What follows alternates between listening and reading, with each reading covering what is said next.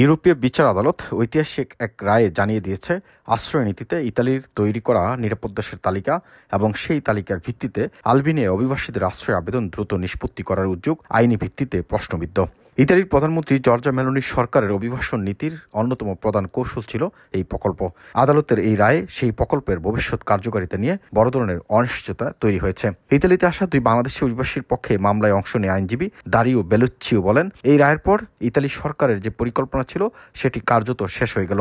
আদালত তাদের দৃষ্টিভঙ্গিকে সম্পূর্ণ অস্বীকার করেছে। প্রসঙ্গত 2023 সালের অক্টোবরে ভূমধ্যসাগরের আন্তর্জাতিক জলসীমা থেকে উদ্ধার করা হয় 10 বাংলাদেশি ও 6 মিশরীয় অভিবাসীকে। ইতালির নৌবাহিনীর জাহাজে করে তাদের পাঠানো হয়েছিল আলবেনিয়ার সেনজিন বন্দরে। সেখানেই দ্রুত প্রক্রিয়ায় তাদের আশ্রয় আবেদন খারিজ করে নিজ দেশে ফেরত পাঠানোর উদ্যোগও নেওয়া হয়। লুক্সেমবুর্গে অবস্থিত ইউরোপিয়ান ইউনিয়নের কোর্ট অব জাস্টিস জানায়, একটি দেশকে নিরাপদ হিসেবে চিহ্নিত করতে হলে সেই দেশের সমগ্র জনগণের জন্য নিরাপত্তা থাকতে হবে, অর্থাৎ সব ধর্ম, জাতিগোষ্ঠী ও রাজনৈতিক মতাদর্শের মানুষের জন্য দেশটি নিরাপদ হতে হবে। রায়ে বলা হয়, ইতালির মতো দেশগুলো চাইলেই নিরাপদ দেশের তালিকা তৈরি করতে পারে, কিন্তু সেই তালিকা তৈরিতে নির্দিষ্ট আইনি মানদণ্ড পূরণ করতে হবে এবং সেই সিদ্ধান্তের পেছনে আমলে নেওয়া তথ্যগুলো সংশ্লিষ্ট আবেদনকারী ও আদালতের নাগালে থাকতে হবে। ইতালির একটি আদালত ইউরোপীয় বিচারকদের জানায়, তারা এমন কোনো সুনির্দিষ্ট তথ্যই পায়নি যার ভিত্তিতে বাংলাদেশের মতো দেশকে নিরাপদ হিসেবে ঘোষণা করা হয়েছে। ফলে আদালত এমন সিদ্ধান্তকে চ্যালেঞ্জ করেছিল। ইতালির প্রধানমন্ত্রী মেলোনির কার্যালয় এক বিবৃতিতে আদালতের রায়কে অবাক করার মতো বলে উল্লেখ করেছেন। বিবৃতিতে বলা হয়, এই রায় জাতীয় সীমান্ত রক্ষা এবং অনিয়মিত অভিবাসনের বিরুদ্ধে নেওয়া পদক্ষেপকে দুর্বল করে দিচ্ছে।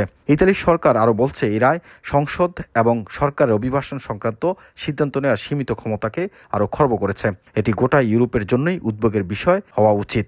রায়ে বলা হয়েছে, বাংলাদেশকে নিরাপদ দেশ ঘোষণা করার সিদ্ধান্ত যথাযথ নয়। সেই সঙ্গে আলবেনিয়ায় গড়ে তোলা আটক কেন্দ্রগুলো এখন কার্যত অচল হয়ে পড়েছে। সাম্প্রতিক এক প্রতিবেদনে বলা হয়, এই ক্যাম্প তৈরিতে যে খরচ হয়েছে তা ইতালির অভ্যন্তরে একই ধরনের একটি কেন্দ্র নির্মাণের তুলনায় 7 গুণ বেশি। ইউরোপে অনিয়মিত অভিবাসন ইস্যুতে কঠোর অবস্থান। 2022 সালের নির্বাচনে ইটালির ডানপন্থী দলগুলোর অভিবাসন ঠেকানোর কঠোর প্রতিশ্রুতি দিয়েই ক্ষমতায় আসে। সেই প্রতিশ্রুতি রক্ষা করতে গিয়ে মেলোনি সরকার আলবেনিয়ার সঙ্গে এই চুক্তি করেছিল। তবে ইতালির আদালত শুরু থেকেই এর বিরোধিতা করে বলছিল, এসব দেশে নিরাপদ তকমা দেওয়া এবং আবেদন বাতিল করে ফেরত পাঠানো ইউরোপীয় আইন পরিপন্থী। বর্তমানে ইউরোপ জুড়ে ডানপন্থী ও অতি ডানপন্থী রাজনৈতিক দলগুলো অভিবাসন নীতি কঠোর করার আহ্বান জানাচ্ছে। ফলে ইতালির এই উদ্যোগ অনেক দেশই মডেল হিসেবে বিবেচিত হচ্ছিল, কিন্তু ইউরোপীয় আদালতের এই রায়ের পর সেই পরিকল্পনায় বড় ধাক্কা এলো। Faisal Ahmed Deep, MIB television news desk.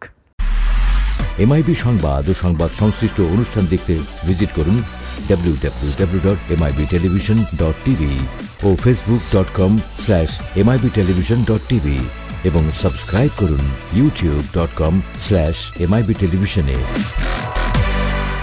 MIB television, সত্য খবর, সঠিক খবর।